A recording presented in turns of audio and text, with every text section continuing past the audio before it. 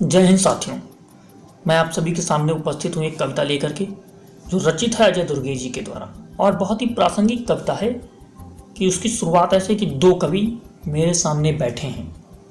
दो कवि मेरे सामने बैठे हैं, दोनों ही ऐंठे हैं। एक फ़लस्तीन के लिए दुखी है और दूसरा मणिपुर के लिए। एक फ़लस्तीन के लिए दुखी है, दूसरा मणिपुर के लिए। मगर बात इतनी भरी नहीं है, क्योंकि मेरे सामने एक तीसरा कवि भी है जो ना बैठा है और ना खड़ा है। उसके अनुसार वह और उसका काव्य इन सभी मामलों से बड़ा है। उसके अनुसार वह और उसका काव्य इन सभी मामलों से बड़ा है। खैर मैं सोचता हूँ कि क्या अंतर है फ़लस्तीन और मणिपुर में मिली जली नुची भुनी बची खुची लाशों में। मैं सोचता हूँ लाशों का शास्त्र और पाता हूँ कि कोई देह जब लाश बनती है तो दुख जन्म लेता है।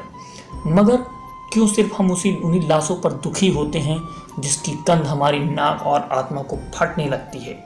जिसकी गंध से हमारी नाक और आत्मा फटने लगती है। क्या सच में हम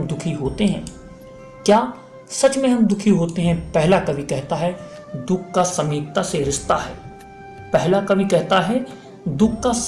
रिश्ता है। तो मैं गाजा के लिए कविता लिखने वालों से पूछता हूँ कि क्यों मणिपुर की लाशें भेद नहीं पाती उनकी चेतना की रंध्र। और यह भी बताएं कि दिल्ली या अयोध्या से मणिपुर पास है या फिर गाजा, इजराइल या जेरूसलम। और फिर यह भी बताएं कि दिल्ली से अयोध्या मणिपुर पास है या फिर गाजा, इजराइल या यरूशलेम।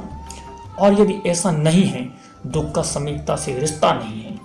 और यदि ऐसा नहीं है, दुख का समीपता से रिश्ता नहीं है, तो मैं मणिपुर के लिए कविता लिखने वालों से पूछता हूँ कि यद्यपि वह लाशों के ढेर पर बैठा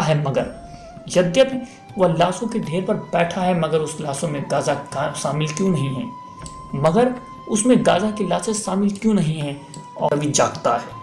और इसी बीच तीसरा कवि जागता है, होठों पर मनचाही मुस्कान लाते हुए बोलता है, मियाँ यह भी कोई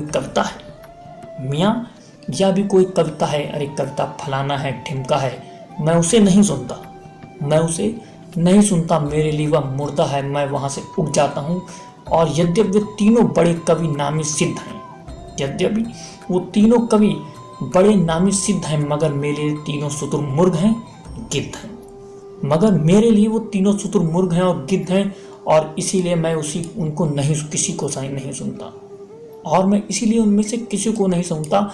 मैं कविता को सुनता हूँ, कविता से पूछता हूँ कि ओ मेरी कविता, क्या यहाँ एक भी ऐसा कवि नहीं है जो मणिपुर, गाजा, जेरूसलम की लाशों से इतर सिर्फ लाशों के लिए दुखी हो? एक कवि जो सिर्फ एक कवि हो। ये कविता अजय दुर्गे जी के द्वारा रचित बहुत ही प्रासंगिक है कि किस तरह लोग आपस में बढ़ जाते हैं, कवि भी आपस में बढ़ जाते हैं। तो साथियों, हमें ये चीज़ समझनी होगी, अगर हम दुखी होते हैं, किसी भी चीज़ के लिए दुखी होते हैं, मानवता के लिए दुखी होते हैं, तो हम सभी के लिए दुखी हों। उसको बांटें मत, धर्म में ना बांटें, मजहब में ना बांटें, देश की सीमाओं में ना बांटें, राज्यों की सीमाओं में ना बांटें। अगर कहीं गलत होता है तो हम सभी चीज़ों के लिए दुखी हों और उसको अपनी तरफ से अभिव्यक्त करें। साथियों, इसी तरह हमारे साथ बने रहिए और आगे कविताओं का पाठ निरंतर जारी रहेगा। जय हिंद, जय भारत, इनकलाब जिंदाबाद।